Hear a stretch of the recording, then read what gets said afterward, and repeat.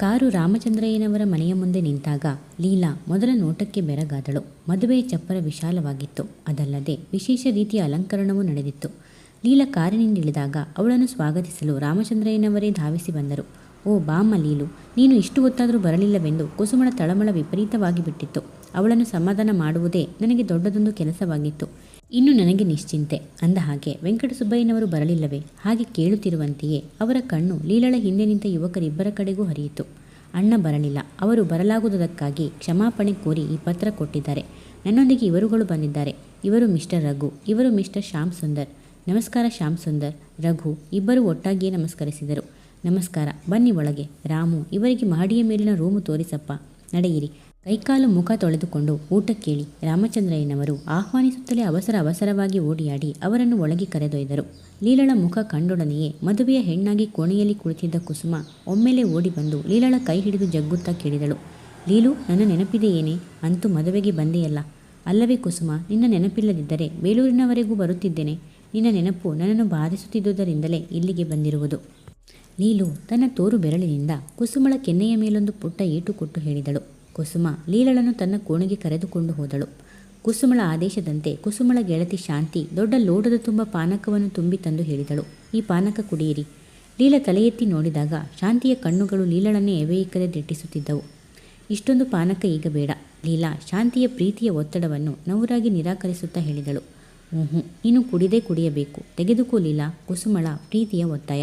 ಬೇಡ ಕಣೆ, ಪಾನಕ ನನ್ನ ಮೈಗೆ ಆಗುವುದಿಲ್ಲ.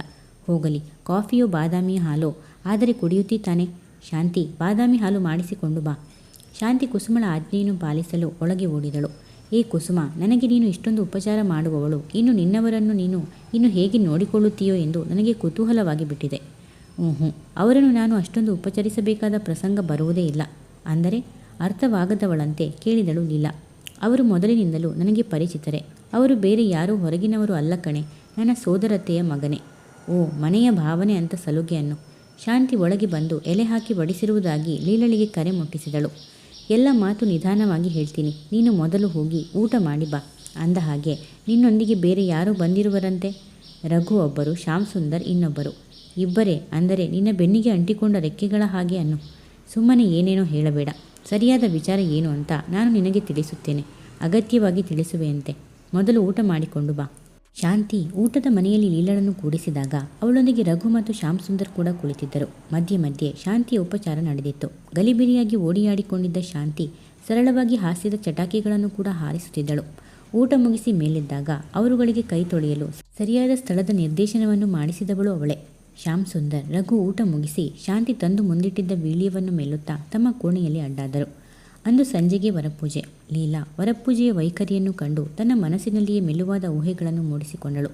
ವರನ ಉಡುಗೆಯಲ್ಲಿ ಒಳ್ಳೆಯ ಜರ್ಬಾಗಿ ಕಾಣಿಸುತ್ತಿದ್ದ ಜಯರಾಮು. ಲೀಲಳ ಕಣ್ಣು ನೆನಪಿನ ಸುತ್ತಿನಲ್ಲಿಯೇ ಸುತ್ತುತ್ತಾ ಶಾಮುವಿನೊಡೆಗೆ ಹೊರಳಿತು.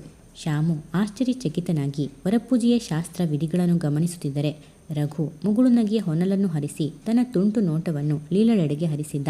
ತನ್ನ ಮುಂದೆ ಕುಳಿತ ಈ ಇಬ್ಬರಲ್ಲಿ ಯಾರನ್ನು ತಾನು ವರಿಸಲಿ? ಯಾರು ತನ್ನವರಾಗಲು ಸಾಧ್ಯ? ಅವಳ ಮನಸ್ಸು ಚಿಂತೆಗೀಡಾಗಿತ್ತು. ಅವರಿಬ್ಬರಲ್ಲಿ ತಾನಂತೂ ಒಬ್ಬರನ್ನು ಮಾತ್ರವೇ ವರಿಸಲು ಸಾಧ್ಯ.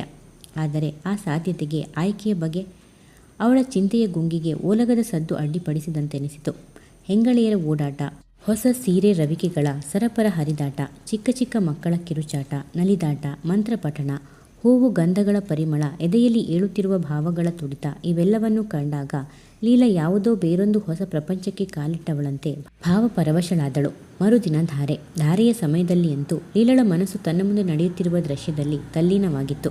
ತಾನು ಕೂಡ ಯಾವಾಗ ಮದುವೆಯ ಹೆಣ್ಣಾಗುವೆನೋ, ನನ್ನ ಮತ್ತು ನನ್ನವರ ಮಧ್ಯೆ ಇರುವ ಅಂತರ್ಪಟ ಯಾವಾಗ ತೊರೆಯುವುದು? ಆದರೆ ಆ ತೆರೆ ಸರಿದಾಗ ಆ ತೆರೆಯಾಚೆಗಿರುವ ವ್ಯಕ್ತಿ ಯಾರು? ಶಾಮುವೇ, ರಘುವೆ? ಆ ವಿಚಾರ ಮಾತ್ರ ಗೌಣವಾಗಿಯೇ ಉಳಿಯಿತು ಲೀಲಳ ಅಂತರಾಳದಲ್ಲಿ. ಕೈ ತುಂಬ ಹಸಿರು ಬಳೆಗಳನ್ನು ತೊಟ್ಟು ಮದುವೆಯ ಹೆಣ್ಣಿನ ಶೃಂಗಾರದಲ್ಲಿ ಕಂಗೊಳಿಸುತ್ತಿರುವ ಕುಸುಮ ತನ್ನ ಹಿಂದಿನ ದಿನಗಳನ್ನು ಒಮ್ಮೆಯೂ ನೆನಪು ಮಾಡಿಕೊಳ್ಳದ ಪ್ರೌಢೆಯಂತೆ ಕುಳಿತಿದ್ದಳು. ಅದು ತನ್ನ ಗಂಡ ಜಯರಾಮುವಿನ ಪಕ್ಕದಲ್ಲಿ ದಿಟ್ಟೆಯಾಗಿ ಕುಳಿತಿದ್ದಳು. ಅವಳನ್ನು ಕಂಡಾಗ ಲೀಲಾಳಿಗೆನ್ನಿಸಿತು, ಕುಸುಮಳ ಜೀವನವೇ ಸರಿಯಾಯಿತು. ಅವಳೇನು ನನ್ನಂತೆ ಭಾವಜೀವಿಯಲ್ಲ, ಆವೇಶ ಉದ್ವೇಗಗಳಿಗೊಳಪಟ್ಟವಳಲ್ಲ.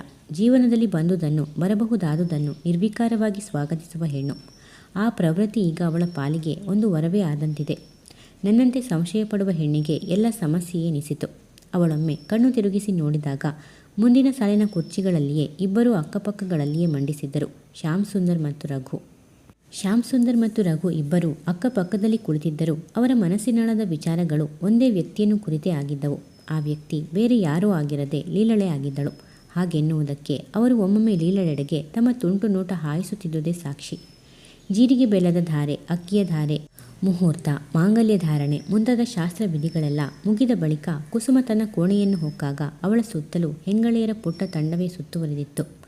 ಹಿಂದಿನಿಂದ ಬಂದು ನಿಂತ ಶಾಂತಿ ಕುಸುಮಳ ಕಿವಿಯ ಬಳಿ ಬಗ್ಗಿ ಮೆಲ್ಲನೆ ಪಿಸುಗುಟ್ಟಿದಳು. ಕುಸುಮಕ್ಕ, ನಿನ್ನ ಗೆಳತಿ ಲೀಲಮ್ಮನ ಮದುವೆ ಯಾವಾಗಲಂತೆ?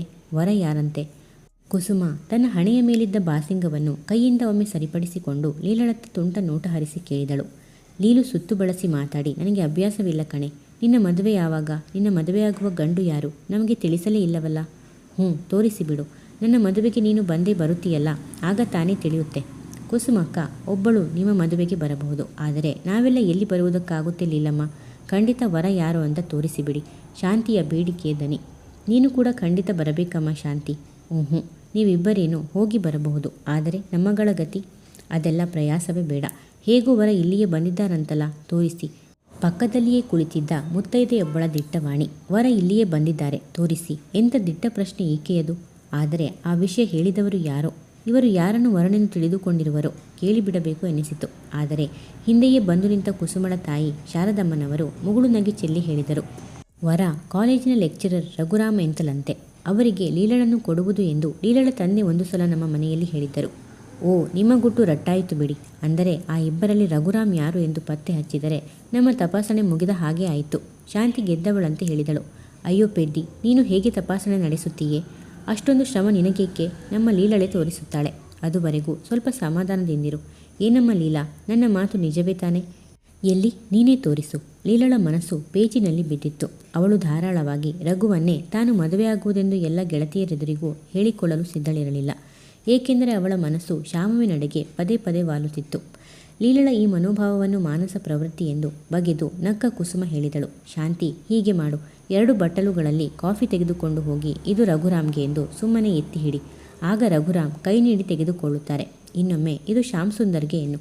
ಅವರು ಕೈ ನೀಡಿ ಕಾಫಿ ತೆಗೆದುಕೊಳ್ಳುತ್ತಾರೆ. ಸರಿ, ಆಗಲಾದರೂ ಲೀಲಳ ಭಾವಿಪತಿ ಯಾರು ಎಂದು ತಿಳಿಯುತ್ತಲ್ಲ. ಹೇಗಿದೆ ನನ್ನ ಉಪಾಯ? ಎಲ್ಲರೆಡೆಗೂ ಗೆದ್ದವಳಂತೆ ಕಣ್ಣು ಹೊರಳಿಸಿ ನಕ್ಕಳು ಕುಸುಮ. ನಿನ್ನ ಉಪಾಯವೇನು ತುಂಬ ಸಾಧುವಾದದೆ, ಆದರೆ ಅದರಲ್ಲಿ ನಮಗೆ ಅಪಾಯವೇನೂ ಇಲ್ಲ ಎಂತೀಯಾ? ಶಾಂತಿ ಮುಸಿನಗೆ ನಗುತ್ತಾ ಕುಸುಮಳನ್ನು ಕೇಳಿದಳು. ಅಪಾಯ? ಎಂಥದೇ ಅಪಾಯ? ನಮ್ಮ ಶಾಂತಿ ಏನು ಎಳೆಯ ಹುಡುಗಿಯೇನೆ ಕುಸುಮ? ಅವಳು ಕೂಡ ವಯಸ್ಸಿಗೆ ಬಂದ ಹೆಣ್ಣು. ನೀನು ಅವಳನ್ನು ಇಂತಹ ಪರೀಕ್ಷೆಗಳನ್ನಾಗಿ ನೇಮಿಸುವುದು ನನಗೇನು ಸಾಧುವಲ್ಲ ಎನಿಸುತ್ತೆ. ಅದಕ್ಕೆ ಬದಲಾಗಿ ಒಂದು ಗುಟ್ಟು ಮಾತು. ಕಮಲ ಕುಸುಮಳ ಕಿವಿಯಲ್ಲಿ ಬಗ್ಗಿ ಏನೋ ಪಿಸುಗುಟ್ಟಿದಳು. ಕಮಲಳ ಸಲಹೆಗೆ ಕುಸುಮ ಹೌದೆನ್ನುವಂತೆ ತಲೆಯಾಡಿಸಿದಳು. ಸರಿ, ಕ್ಷಣಾರ್ಧದಲ್ಲಿಯೇ ರಘುವಿಗೆ ಕರೆ ಹೋಯಿತು. ರಘುರಾಮ್, ಲೀಲಾ ನಿಮ್ಮನ್ನು ಯಾಕೋ ಕರೆಯುತ್ತಿದ್ದಾರೆ. ಲೀಲಳಿಂದ ತನಗೆ ಬಂದ ಕರೆ ಕೇಳಿ ರಘು ಚಕಿತನಾದ. ಶ್ಯಾಮ್ ಸುಂದರ್ ಕೂಡ ಕುತೂಹಲ ತಳೆದ. ರಘು 4 ಹೆಜ್ಜೆ ಮುಂದಿಟ್ಟು ಸ್ಥಳ ಮಾಡಿಕೊಂಡು ಲೀಲಳ ಕರೆಯನ್ನು ಮನ್ನಿಸಿದವನಂತೆ ಕೋಣೆ ಬಾಗಿಲಿಗೆ ಬಂದು ನಿಂತ. ಕರೆದಿರಾ? ಅವನ ಮೆಲುದನಿಯ ಪ್ರಶ್ನೆ. ಲೀಲಾ ಅವನ ಪ್ರಶ್ನೆಗೆ ತಲೆ ಎತ್ತಿ ನೋಡಿದಳು. ನಿಮ್ಮನ್ನು ಕರೆಸಿದ್ದು ನಾನಲ್ಲ, ಅವರ ತುಂಟುತನದ ಮಾತುಗಳು. ಲೀಲಾ ಅಷ್ಟೇ ನವುರಾಗಿ ನಕ್ಕು ಹೇಳಿದಳು. ಇವರ ಪರಿಸ್ಥಿತಿಯನ್ನು ಸೂಕ್ಷ್ಮವಾಗಿ ಪರಿಶೀಲಿಸುತ್ತಾ ಶಾರದಮ್ಮನವರು ನಿಧಾನವಾಗಿ ಹೇಳಿದರು. ಲೀಲಳ ಭಾವಿ ಪತಿಯನ್ನು ತಾವೆಲ್ಲ ನೋಡಬೇಕೆಂದು ಆ ಹುಡುಗಿಯರೆಲ್ಲ ಕಿತಾಪತಿ ಮಾಡಿ ನಿಮ್ಮನ್ನು ಕರೆಸಿದ್ದಾರೆ. ರಘು ಎಲ್ಲ ಹೆಣ್ಣುಗಳ ಮಧ್ಯೆ ಇನ್ನೂ ಹೆಚ್ಚು ಹೊತ್ತು ನಿಂತಿರಲಾರದವನಂತೆ ತಲೆ ತಗ್ಗಿಸಿ ಹೊರಗೆ ನಡೆದ. ಅವನ ಬೆನ್ನ ಹಿಂದೆಯೇ ತೂರಿ ಬಂತು ಹೆಂಗಳೆಯರ ನಗೆಯ ಬುಗ್ಗೆ. ಶ್ಯಾಮ್ ಸುಂದರ್ನಿಗೆ ರಘು ಎದ್ದು ಹೋಗಿ ಮತ್ತೆ ಬಂದು ಕುಳಿತ ವಿಚಾರ ಕುತೂಹಲವಾಯಿತು. ಅಂತೆಯೇ ಅವನು ರಘುವನ್ನು ಪ್ರಶ್ನಿಸಿದ. ಏನು ತುರ್ತು ಕರೆ ಬಂದಿತ್ತಲ್ಲ? ಲೀಲಳ ಗೆಳತಿಯ ಹುಡುಗಾಟ. ಅದಕ್ಕೆ ನನ್ನನ್ನು ಗುರಿ ಮಾಡಿದ್ದಾರೆ ನೋಡಿ. ಅದು ಕೂಡ ಒಂದು ಮೋಜೆ ಆಗಿರುತ್ತೆ ಬಿಡಿ. ಶ್ಯಾಮ್ ಸುಂದರ್ನ ಮಾತಿಗೆ ರಘು ಮನಸಾರೆ ನಕ್ಕ. ರಘುವಿನ ನಗೆಯೊಂದಿಗೆ ತನ್ನ ನಗೆಯನ್ನು ಬೆರೆಸಿದರೂ ಶ್ಯಾಮ್ ಸುಂದರ್ನ ಮನಸ್ಸಿಗೆ ಅಷ್ಟೇನೂ ಹಿತವಾಗಿರಲಿಲ್ಲ. ಅವನು ಲೀಲಳ ಒಂಟಿತನವನ್ನೇ ಎದುರು ನೋಡುತ್ತಾ ಕುಳಿತ. ಅಂದೇ ರಾತ್ರಿಗೆ ಕುಸುಮ ಸಜ್ಜೆಯ ಮನೆಯನ್ನು ಸೇರಬೇಕಾಯಿತು. ಆಗಂತೂ ಅವಳ ಗೋಳು ಹೇಳತೀರದಾಗಿತ್ತು. ಅವಳಿಗೆ ಸಮಾಧಾನ ಹೇಳಲು ಲೀಲಳಿಗೆ ಒಪ್ಪಿಸಿಬಿಟ್ಟರು ಶಾರದಮ್ಮನವರು. ಲೀಲಳಿಗೂ ಇದೆಲ್ಲ ಹೊಸ ನೋಟವೇ. ಆದರೂ ಅವಳು ಯಜಮಾನಿಯಂತೆ ಕುಸುಮಳ ಬಳಿಗೆ ಬಂದು ಹೇಳಿದಳು. ಅಲ್ಲವೇ ಕುಸುಮ, ಇದೆಂಥ ಪೆಚ್ಚುತನ ನಿನ್ನದು ಅಂತೀನಿ. ಮದುವೆ ಎಂದಾಗಿನಿಂದಲೂ ಅಷ್ಟೊಂದು ಹಿಗ್ಗಿ ನಿಂದಿದ್ದವಳು ಈಗ ಇದ್ದಕ್ಕಿದ್ದಂತೆ ಕಣ್ಣು ಕೆಂಪಗೆ ಮಾಡಿಕೊಂಡು ಓಲಾಡುತ್ತಾ ಕುಳಿತೆಯಲ್ಲ. ನನಗಂತೂ ತುಂಬ ಭಯವಾಗುತ್ತೆ ಕಣೆ. ಅದು ನಾನು ಅವರು ಏಕಾಂತವಾಗಿ ಇಡೀ ರಾತ್ರಿಯನ್ನು ಕಳೆಯಬೇಕೆಂದರೆ ಅವರೇನು ಹೊರಗಿನವರೇನೆ? ನಿನ್ನನ್ನು ಮೊದಲಿನಿಂದಲೂ ಕಂಡವರೇ ಅಲ್ಲವೇ? ಮೊದಲಿನಿಂದಲೂ ನನ್ನನ್ನು ಕಾಣುತ್ತಿದ್ದ ನೋಟವೇ ಬೇರೆ ಇತ್ತು. ಆದರೆ ಇವತ್ತಿನ ಅವರ ನೋಟವೇ ಬೇರೆ ಇರುತ್ತಂತೆ. ಎಳೆಯ ಮಗುವಿನಂತೆ ಭಯಪಡುತ್ತಾ ಹೇಳಿದಳು ಕುಸುಮ. ಈ ಅಂತೆಕಂತೆಗಳ ಸಂತೆಯನ್ನೆಲ್ಲ ನಿನಗೆ ಹೇಳಿ ನಿನ್ನ ಈ ಪುಟ್ಟ ತಲೆಯಲ್ಲಿ ಇಲ್ಲದ ಭಯ ಹುಟ್ಟಿಸಿದವರು ಯಾರೇ? ಲೀಲಾ ನಗುತ್ತಾ ಅವಳ ಬೆನ್ನಿನ ಮೇಲೊಂದು ಪುಟ್ಟ ಏಟು ಕೊಟ್ಟು ಕೇಳಿದಳು. ನಮ್ಮ ಅಚ್ಚಮ್ಮತ್ತೆ. ಆಕೆ ನನ್ನ ಹತ್ತಿರ ಬಂದು ತನ್ನ ಮೊದಲ ರಾತ್ರಿಯ ಅನುಭವದ ನೆನಪು ಮಾಡಿಕೊಂಡು ನನಗೆ ಧೈರ್ಯ ಹೇಳಿ ಹೋದರು. ಹೋಗಲಿ, ಅವರ ಮಾತಿನಿಂದ ನಿನಗೆ ಧೈರ್ಯ ಬಂತೆ? ಧೈರ್ಯ ಎಲ್ಲಿ ಬಂತೆ? ಬದಲಾಗಿ ಇನ್ನಷ್ಟು ಅಧೈರ್ಯವೇ ಹೆಚ್ಚುತ್ತಿದೆ. ಅಯ್ಯೋ ಪೆಚ್ಚು ಹೆಣ್ಣೆ, ಮಹಾ ದೊಡ್ಡದಾಗಿ ಮದುವೆ ಅಂತ ನನಗೆ ಕಾಗದ ಬರೆದೆ. ಮಧ್ಯಾಹ್ನವೆಲ್ಲ ಮದುವೆ ಮಾಡಿಕೊಂಡೆ. ಈಗ ಕೊನೆಗೆ ಹೀಗೆ ಹೆದರಿ ಕೂತಿದ್ದೀಯಲ್ಲೇ? ನಿನ್ನ ಅಧೈರ್ಯಕ್ಕೆ ಏನು ಹೇಳಲಿ? ಲೀಲಾ ಗಟ್ಟಿಯಾಗಿ ನಕ್ಕು ಹೇಳಿದಳು. ಲೀಲಳ ನಗೆಯನ್ನು ಕಂಡಂತೂ ಕುಸುಮಳಿಗೆ ದುಃಖ ಒತ್ತರಿಸಿ ಬಂತು. ಲೀಲಾ, ನೀನೆಂಥ ಗಟ್ಟಿ ಮನಸ್ಸಿನವಳೆ. ನನಗೆ ಭಯವಾಗಿದೆ ಅಂದಾಗ ನೀನು ಹೀಗೆ ನಗುತ್ತೀಯಲ್ಲೇ? ಓಹೋ, ನಿನಗೂ ನನ್ನ ಪರಿಸ್ಥಿತಿಯೇ ಬಂದಾಗ ನಾನು ನೋಡುತ್ತೀನಿ ಅದು ಹೇಗೆ ಧೈರ್ಯವಾಗಿರುತ್ತೀಯಾ ಅಂತ ಸವಾಲಿನಂತೆ ಹೇಳಿದಳು ಕುಸುಮ. ಅಗತ್ಯವಾಗಿ ನೋಡುವೆಯಂತೆ. ಸದ್ಯದ ನಿನ್ನ ಪರಿಸ್ಥಿತಿ ಸುಧಾರಿಸಿಕೊಳ್ಳಲಿ. ಅಲ್ಲವೇ ಹುಚ್ಚಿ, ನಿನ್ನವರು ಬಹಳ ನವರಾದವರಂತೆ. ಅವರ ಮನಸ್ಸು ಬಹಳ ಮೃದುವಂತೆ. ಅವರು ನಿನಗಾಗಿ ಅದೆಷ್ಟು ಕಾತರಿಸುತ್ತಿದ್ದಾರಂತೆ. ಒಮ್ಮೆ ನಿನ್ನ ಭೇಟಿಯಾಗಬೇಕು, ಒಮ್ಮೆ ನಿನ್ನ ಮಾತು ಕೇಳಬೇಕು, ಒಮ್ಮೆ ನಿನ್ನ ಮುದ್ದು ಮುಖ ನೋಡಬೇಕು, ಒಮ್ಮೆ ಅದನ್ನು ಹೀಗೆ ತಮ್ಮ ಕೈ ಬೊಗಸೆಗಳಲ್ಲಿ ಹಿಡಿದು ಮುದ್ದಿಸಬೇಕು ಎಂದು ಪರಿತಪಿಸುತ್ತಿದ್ದಾರಂತೆ. ಅವರ ನವರಾದ ಆ ಆಸೆಯ ಎಳೆಗಳನ್ನು ಕರ್ಕಶವಾಗಿ ಕಡಿದು ಹಾಕುತ್ತೀಯೇನೆ ನೀನು? ಕುಸುಮ ಎನ್ನುವುದು ಅವರಿಗೆ ಗೊತ್ತಂತೆ. ನಿನ್ನನ್ನು ಎಲ್ಲ ವಿಚಾರಗಳಲ್ಲೂ ಹೂವಿನ ಹಾಗೆ ಬಹಳ ಸೂಕ್ಷ್ಮವಾಗಿ ನೋಡಿಕೊಳ್ಳುತ್ತಾರಂತೆ. ಹಾಗೆಂದು ಯಾರು ಹೇಳಿದರೆ?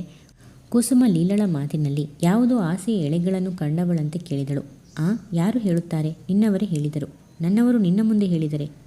ಅವರೇ ಹೇಳಿದರು. ಇನ್ನೇನಿದೆ? ನೀನು ಸಂಜೆಯಿಂದಲೂ ಒಂದೇ ಸಮನೆ ಗೋಳುಡುತ್ತಿರುವ ದೃಶ್ಯ ಕಂಡು ಮನ ಕರಗಿ ಮರುಗಿ ನನ್ನ ಮುಂದೆ ಹೇಳಿ ಹೋದರು. ನೋಡಿ, ನೀವಾದರೂ ಅವಳಿಗೆ ಧೈರ್ಯ ಹೇಳಿ. ನಾನೇನು ಹುಲಿಯೇ, ಕರಡಿಯೇ?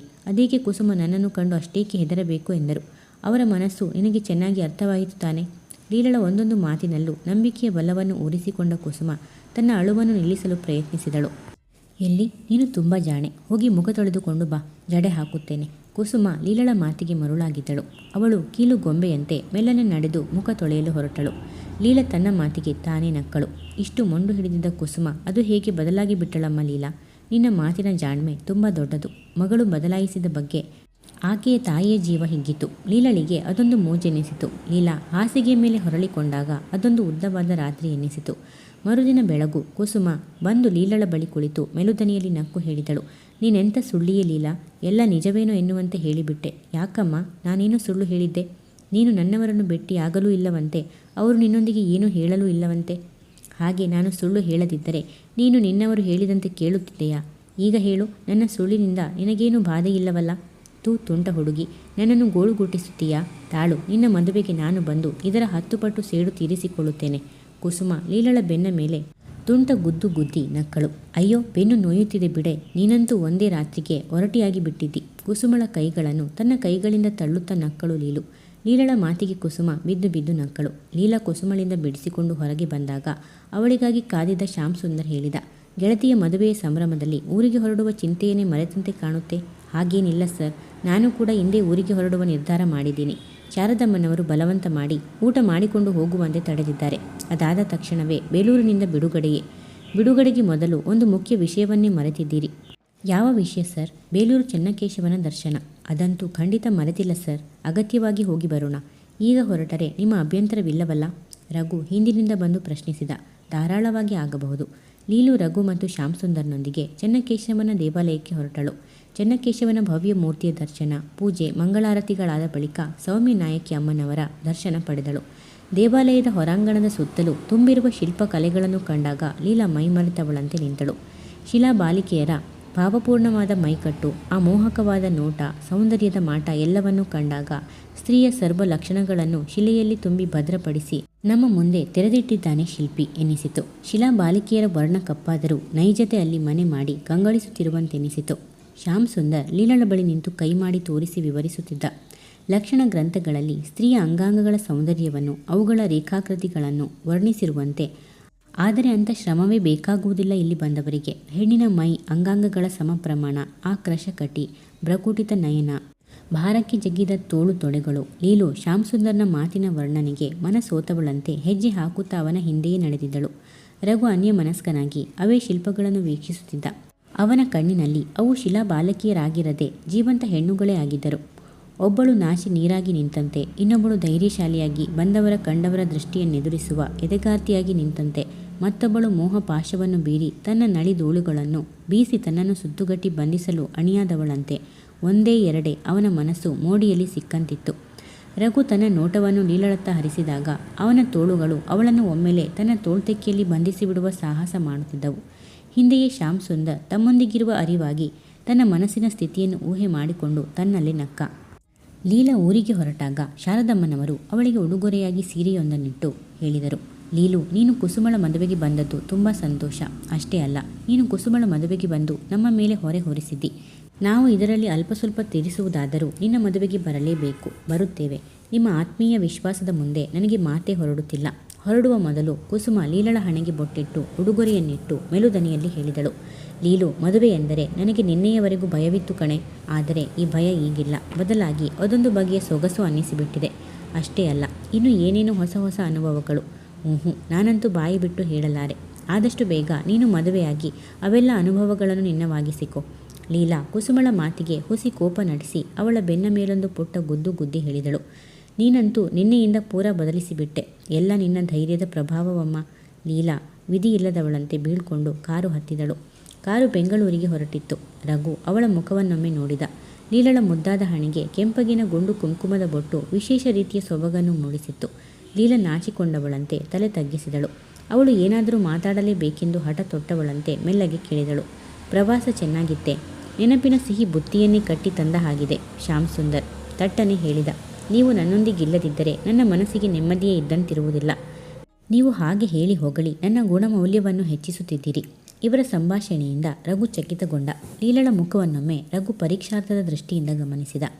ಅವನಿಗೆ ಅವಳ ಮುಖದಲ್ಲಿ ಯಾವ ಕಳಂಕದ ಛಾಯೆಯೂ ಕಾಣಲಿಲ್ಲ. ಅದರ ಬದಲು ಅವಳ ವ್ಯಕ್ತಿತ್ವ ವಿಶೇಷ ರೀತಿಯದ್ದೆನಿಸಿತು. ಅವನಿಗೆ ತನ್ನ ಬಗ್ಗೆ ತಾನೇ ನಾಚಿಕೆ ಎನಿಸಿತು.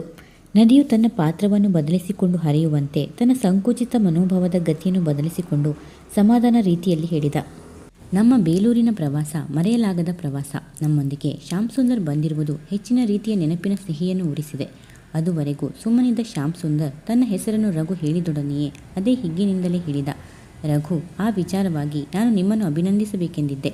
ಹಳೆಯ ಬೀಡು ಬೇಲೂರಿನ ಪ್ರವಾಸ, ಮದುವೆಯ ಸವಿನೋಟ, ನಿಮ್ಮೊಡನೆ ಮಾತಿನ ಒಡನಾಟ, ಒಂದೇ ಎರಡೇ ಇವೆಲ್ಲ ನನ್ನ ಜೀವನದ ಬುತ್ತಿ ಗಂಟಿನಲ್ಲಿ ಬಂದು ಸೇರಿಕೊಂಡಿರುವ ಸವಿಯಾದ ಉಪ್ಪಿನಕಾಯಿಗಳಂತಿವೆ. ಓಹೋ, ನೀವಿಬ್ಬರೂ ಪರಸ್ಪರ ಹೊಗಳಿಕೊಳ್ಳಿ. ನಿಮ್ಮ ಪ್ರವಾಸಕ್ಕೆ ನಾನು ಏನೇನೋ ಅಲ್ಲವೇನೋ?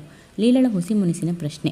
ಯಾಕಲ್ಲ, ನೀವೇ ನಮ್ಮ ಸುಖ ಸಂತೋಷಗಳ ಮೂಲ ಶಕ್ತಿ. ನಿಮ್ಮಿಂದಲೇ ಅಲ್ಲವೇ ನಾವು ಇಷ್ಟು ದೂರ ಬಂದುದು, ಇಂತಹ ಸೊಬಗಿನ ತಾಣದಲ್ಲಿ ಕೆಲವು ಗಂಟೆಗಳ ಕಾಲವಾದರೂ ನಲಿದುದು. ಶ್ಯಾಮ್ ಸುಂದರ್ ಲೀಲಳನ್ನು ಅಭಿನಂದಿಸುತ್ತಾ ಹೇಳಿದ, ನಾನು ಏನು ಹೇಳಬೇಕೆಂದಿದ್ದೇನೋ ಅದೆಲ್ಲವನ್ನು ಶ್ಯಾಮ್ ಸುಂದರ್ ಅವರೇ ಹೇಳಿಬಿಟ್ಟಿದ್ದಾರೆ. ಇನ್ನು ನಾನು ನಿಮ್ಮನ್ನು ಬೇರೆಯಾಗಿ ಅಭಿನಂದಿಸಲು ಮಾತುಗಳೇ ಉಳಿದಿಲ್ಲವೆನಿಸಿಬಿಟ್ಟಿದೆ.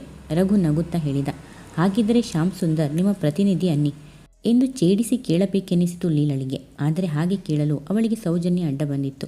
ಕಾರು ಬೆಂಗಳೂರನ್ನು ಮುಟ್ಟಿದಾಗ ಲೀಲು ಅವರನ್ನು ವಿಶ್ವಾಸದಿಂದ ಕೈಬೀಸಿ ನಗುತ್ತಾ ಬೀಳ್ಕೊಟ್ಟಳು. ಅವಳು ಒಂಟಿಯಾಗಿ ಮನೆಗೆ ಬಂದಾಗ ವೆಂಕಟಸುಬ್ಬಯ್ಯನವರು ಮಗಳನ್ನು ಸ್ವಾಗತಿಸಲು ಹೊರಬಾಗಿಲಿನಲ್ಲಿಯೇ ಕಾದು ನಿಂತಿದ್ದರು. ಲೀಲಾ ಒಳಗೆ ಹೋದೊಡನೆಯೇ ಸರಸ್ವತಮ್ಮ ಮದುವೆಯ ಬಗ್ಗೆ ಪ್ರಶ್ನೆಗಳ ಮಾಲಿಕೆಯನ್ನೇ ಕೇಳಿದರು. ಮಧ್ಯೆ ಮಧ್ಯೆ ಇನ್ನೇನು ವಿಶೇಷ ಲೀಲು, ಈ ಪಲ್ಲವಿ ನಡೆದೇ ಇತ್ತು.